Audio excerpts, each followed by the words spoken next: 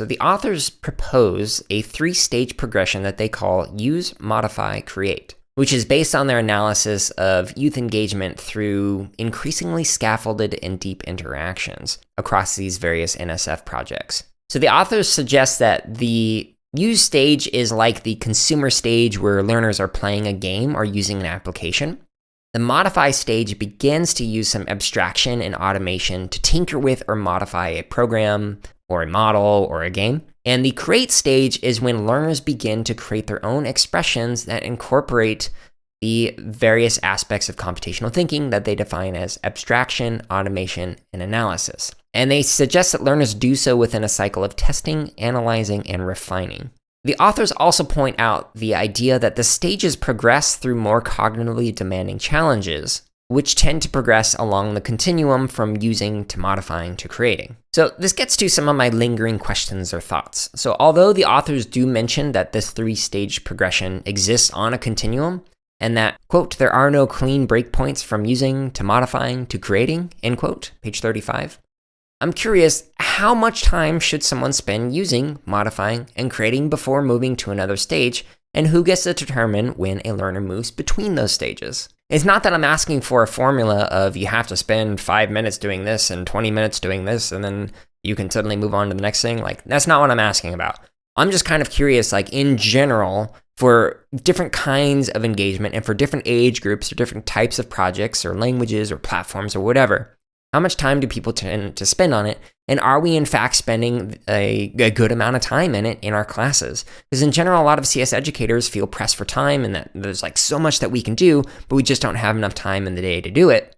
So if that's the case, are we in fact like breezing by on the use stage faster than we should and going through the modify stage faster than we should just so we can get to the create stage? And the second half of the question is who gets to determine when a learner moves between the stages? So the reason why I'm asking that, or just kind of curious about it, is because if kids are the ones determining that, what if they decide to stay on one stage for an entire year or multiple years? Or what if they decide to do it for only 5 minutes?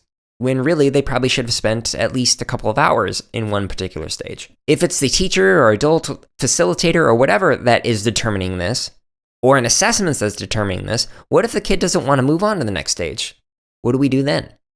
And if we're going to have it so that the kids are kind of picking their own pace and able to move between the stages when they feel ready or comfortable, how might we facilitate a group of learners who are all spending a different amount of time in each stage? Now, this is something that I grappled with in the classroom, as I've mentioned with some of the previous interviews in particular, like with Katie Henry and with Bob Irving and with John Stapleton, where we kind of like all talk about rhizomatic learning, whether we label it that or not. When you have so many kids who are going at things at different paces and turning things like at different times, whether it be after a week or after 2 years or whatever, you kind of have to approach that very differently than if everybody's going at the same pace and are working in the same stages at the same time. And you also have to provide different kinds of support for that kind of an environment. In terms of support for independent learning or learning from peers or learning from the adult in the room, and even for the adult for learning from kids in the room. So another question that the authors kind of pose in their conclusion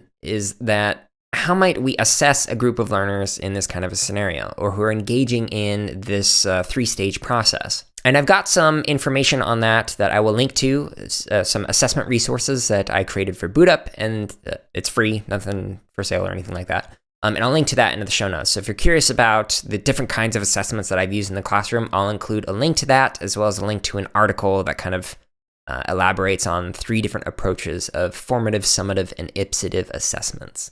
Okay, so another like lingering question or thought that I had is what happens if we design an experience that intentionally flips or changes the ordering of the stages? So what if it goes create, use, modify? Or what if it goes create, modify, use?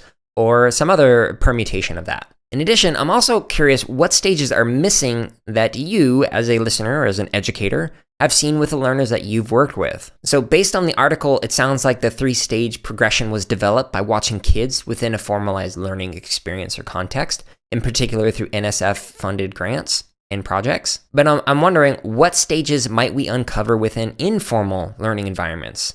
And how might they inform learning within formalized environments or contexts?